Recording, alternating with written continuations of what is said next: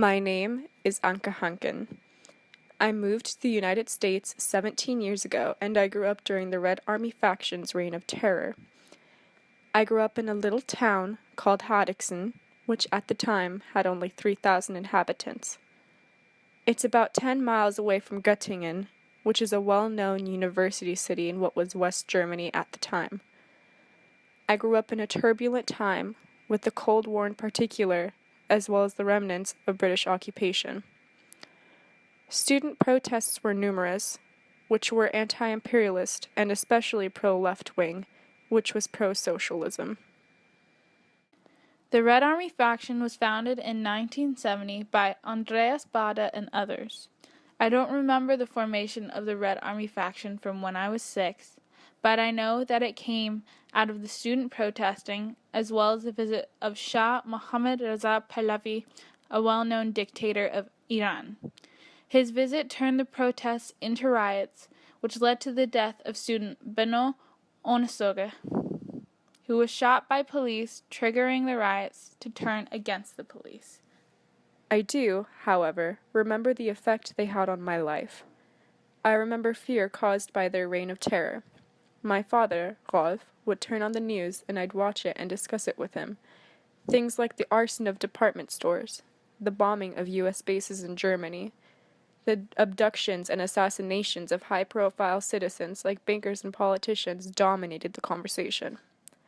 The most vivid memory I have of the RAF Reign of Terror is the Schleyer abduction, which dragged on for what felt like forever in my 10-year-old eyes, but only lasted about 2 months. I remember my journey to school.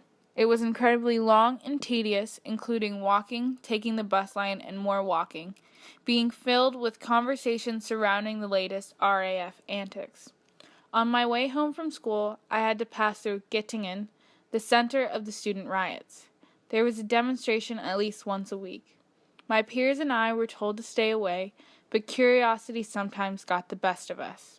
Once, in an attempt to see the cause of the commotion, I got hit in the nose by one of the protesters with a club and had to go back home like nothing had ever happened. The most tangible fear brought on by the RAF was the uncertainty. I, along with everyone in Germany, didn't know where the RAF would strike next, only that certain places were more vulnerable than others. I knew they weren't likely to blow up a zoo, but anywhere near an American base was fair game, which left my Tante Babs and Onkel Uli in Gießen vulnerable. Gießen was, in fact, targeted, and in a huge way, but luckily my aunt and uncle weren't harmed and were, in fact, relatively far removed. Though I may have wished it, the reign of terror caused by the RAF was not relegated to my childhood. Armed forces were raiding and searching apartments and profiling in an effort to protect the populace, but only resulted in scaring us further by taking away our rights in their quests to seek out the terrorists. I had a friend that had a bigger apartment that was only shared with 2 people. His job required him to move around quite frequently, but he had not graduated them yet. Apparently, this qualified him to have his apartment searched, which he only learned when he came home to a busted door being guarded by neighbors. The size of the apartment had qualified for it to be a possible terrorist cell. I knew about it, and it scared me. The police didn't only profile based on apartment size. I myself was at gunpoint. I was 17 on my way to driver's ed, but was unfortunately running a little late. So in order to make up for lost time, I ran from the tube. But once I reached the surface, I found myself facing 2 machine guns. I had to explain to the officers that I was running late to my traffic class, and they let me go, but I ended up being late anyway.